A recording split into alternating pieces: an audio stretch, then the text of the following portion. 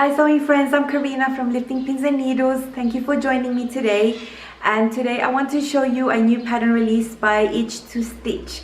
I am a tester for Itch to Stitch, so every now and then I test a new pattern.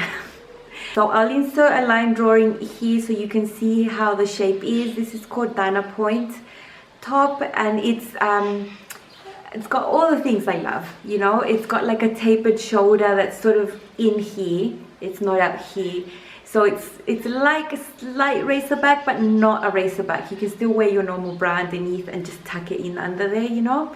It's got little pleats here on the shoulder, which I find really feminine. It's got a v-neck, you know, I love v-necks that hits at a really modest height, you know. It's not like down low and plunging down, you know. It's not up here either, like this top that really annoys me. It's got 6 buttons going down, and now to bring in the shape, it's got like tucks or pleats. Now I've done this in the past with a dress. I will link down below to see if you want to see how it looked on that as well. I did a hack like that on a dress last year, so I'll link that in the description box. So when I saw this line drawing in the description, yeah, I jumped in on this test because all the style in here has so many things that I like and that I find really feminine, and that I really admire Kenneth for drafting and thinking up these designs that are super feminine like this, you know. So like all the Itch to Stitch woven patterns, they come in cup sizes, you know, A, B, C, D. You know, you can print your pattern in layers, which makes it really easier to, especially with all these pleats and things, the marks, if you had to print them all out, you'd be so confused. So let's talk about sizing. You know, Itch to Stitch always has really detailed body measurement charts, both in imperial and centimeters. Yay, because centimeters are life. And then you have the finished garment measurements. So usually when I've tested for her, depends on the style, I've made anything from a 10 to a 12 in her size range, US sizing. So for this one, I'll insert here a chart. If I just looked at it like that, I could have chosen a size 12, because that gives me finished bust of 42.5 inches. But then I looked at the size 14, that gave you a finished bust of 43 7/8. I've got this written down because I cannot remember this. Had this garment been single layered, I would have chosen the 12. But because this is designed to be lined, because that's the way you finish all the armholes, the neck, everything is so you're basically making 2 tops and uniting them, you know. I thought there's going to be a little bit of extra bulk inside from the lining fabric, so I chose to just make the 14 and be comfortable, you know. So I've done that, and I have now a video of all little tiny little bits and bobs I checked before actually making my test muslin. Now, my test muslin is my final piece. And that is how useful it is to just take really good consideration in choosing your size depending on the ease, the fit you want, and the fabric you're going to use. I mean, had I made the 12, this would have been too snug and I would have had to make another version, you know. Anyway, let's hop on and see a little bit of a video where you're going to see me doing some flat measuring, some adjustments. I'm going to talk a little bit about a technique called favoring and buttonhole life. That's coming now. Before I jump in, choose a size and just make a muslin, I always do some pre-sewing assessments on the pattern itself. The first and most important for me being the waist height. I always see where that is on the pattern and where that's going to fit on my body. I know what my waist measures on the back and the front. It is different, and I always try to see how that matches up to the pattern. When you have this wrong, it really affects the way it fits. So if I can fix this before making the test garment, better. Then I move over to the bust and I determine where the apex is, my apex on the pattern, and where the bust start is in relation to that. And I always assess that, and if need be, correct. And then I always assess the desired ease depending on the fabric and the style. I'm going to start by confirming that the waist height is going to match my waist height. So on this pattern, I go from here, deduct the seam allowance and measure down. Now in the middle of these little tucks, that's supposed to be the waistline, and in this case it measures 43, and my waist height at the back is 44.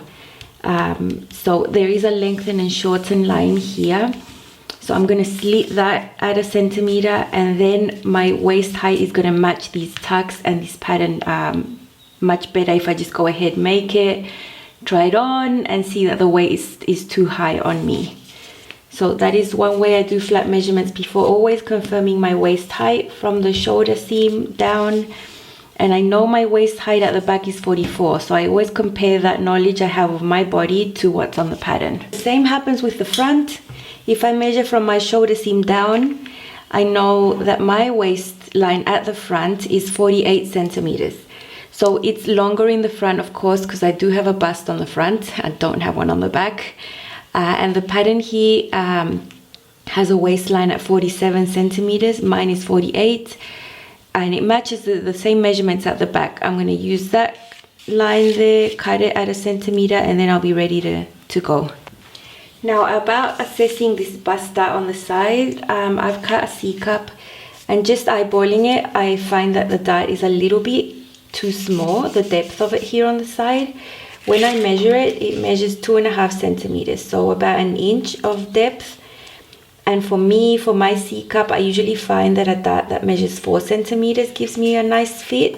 But I need to consider the design of this top. It does have some pleats on the shoulders, and it has some pleats on the waist, so part of the width of that bust dart could have been transferred to each of those areas, either the shoulder or the waist.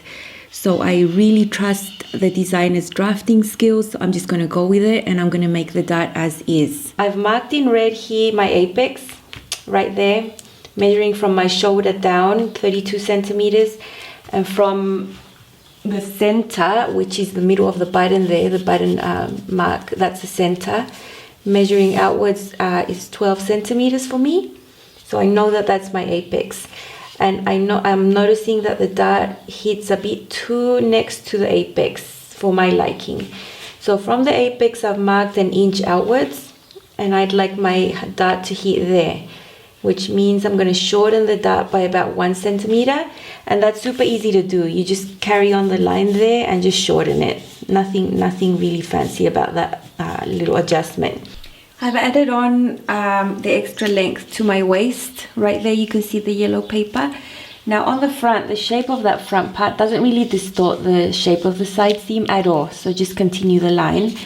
But on the back there's a tiny little thing that I had to adjust. I'm just going to close up there, right there.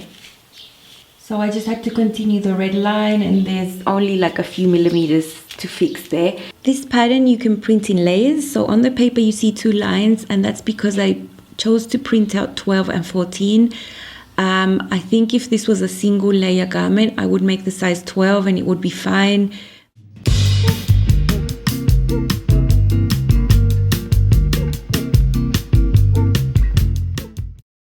One of the interesting techniques I want to highlight about this top is that it includes something called favoring. Now, this is really good because you're using a main and a lining for this top, and that is the way that you're finishing the neckline. So basically, with the right sides together of the fabric, the main and the lining is going to protrude by about 1/8 of an inch, 3 millimeters beyond your main fabric, all the way around the front and the neckline. That way, the lining is going to be a tad shorter, and thus it's going to favor the main fabric, and you're not going to have lining peeping out. Now let's talk about buttonholes. Now, for me, buttonholes are always a bit risky. I do have a larger bust, so I take precautions. I used my wooden button and put it into my automatic buttonhole foot, and I noted that it was a bit too loose. I think, for a high pressure area like the bust, you could use with a smaller buttonhole. So I took that out. I grabbed another button from my stash that was a tad smaller than my wooden buttonhole, and then I'm going to switch and put that little button inside my automatic buttonhole maker thingy, And now at the bottom you can see my new buttonhole. It's a bit smaller. I compare that to the button and it's still going to fit. Now that I've sewn it, I can check and I know that the button is going to be nice and snug, and I won't have the risk of being out in public and have a button sort of come out of a bigger buttonhole. So that is a little tip. I'm really happy with that, how that turned out. Now I've made 8 buttonholes. I have basted that together there before I stitch on the buttons, and that's how I make sure they're going to be nice and even and no puckers or space in between them that's going to not look that nice. So that is my little trick. So about the favoring, I really like that this was here. I have seen this technique used a lot on coat facings and collars where the piece that goes under is a tad smaller and you need to like ease it in to favor the main fabric from appearing on the outside. It is the same concept that she used to finish up all the top here, the neckline, and around here to ensure that your lining fabric was going to be tucked inside. And also we understitched, so there's no way, I mean, I could have made like a red top with black lining and you would never ever see the lining pop out, you know, with this technique. So I found it really good that this technique was included in this pattern, because it's not something you see commonly in most patterns really. And then no matter how much you understitch, there's always some lining gonna be peeping out, you know. About the buttonholes, I made 8 buttons. The pattern says 6, but because I lengthened the bodice a tad, and then I've always got this fear that I'm going to be busting out of my buttonholes, and that comes from bad experience with ready to wear, where they make a buttonhole that's a bit too big and then your button's like flying in there. And then I more than once I've been walking on the street and I look down and my blouse is totally open. And I'm like, oh my gosh, did anyone see me? It's like terrible. So that's why for this one I decided to make the buttonholes slightly smaller, so that I have to like force the button in there. There's no way these buttons are going to open, and because they're a little bit closer together, I feel much safer in this like high pressure area. You know, when you've got a larger bust, it's annoying, you know. I feel like I'm going to bust out of anything with buttons, even though the fit is perfect. That's just the way I feel. So adding on an extra button or 2 is always the best thing for me. Enough about blabbing. This is my version. It's a really thin cotton eyelet fabric. I'm gonna try to get up close. You can see the little embroidery and holes everywhere. And this is the perfect type of fabric for this top, because had I made it single layered, you could see everything. It's totally transparent through the holes. Really thin cotton. I saw some other versions made out of rayon, super nice. Really thin cotton gauze sort of thing that you would need to line. You just self-line it. So I've made mine the same fabric inside. You can see there, it's all the same inside. It's basically 2 identical tops. The pattern pieces, just 2 pattern pieces, the one front and the back that's on the fold. And then you have a lot of fun sewing lots of little tucks everywhere. So there's 3 tucks there, 3 tucks there, lots of tucks. You do the maths, it's a lot of little tucks. But it gives the shaping, you know. I put those little wooden buttons there. I really like how that contrasts with the green and the brown looks. I absolutely love this. It's so cute. I'm going to show you some pictures now so you can see how it fits.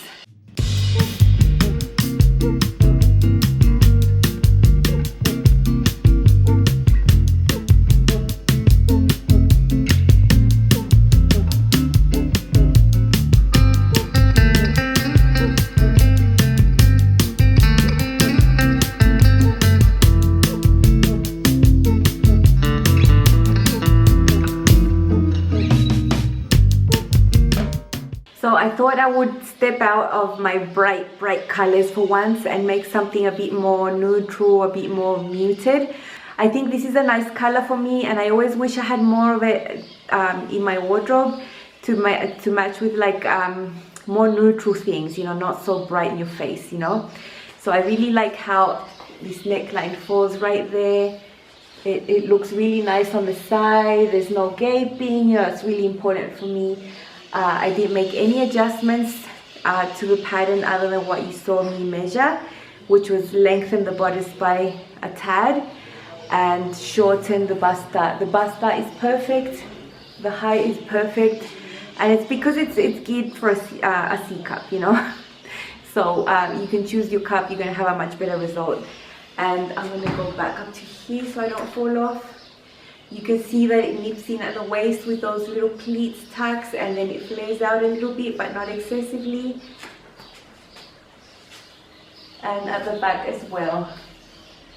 I really appreciate a pattern that will include features to give you shape. At least for my body type, I prefer, and I think drafting for designs like this is harder, and I really value the effort that goes into drafting something that's going to fit like this. Just I find the fit amazing. So I'm going to link down below to this pattern if you like it. It's not an affiliate link. I'm just reviewing it positively because that was my experience with it, and at least for me and what I like and my body shape, it works really well. So I hope you found this useful, and all the other little tips that I showed. Thank you for watching. If you haven't subscribed, please do, so we can make this channel a little bit bigger. And don't forget to hit the notifications so you don't miss when I upload. Have fun sewing. Bye.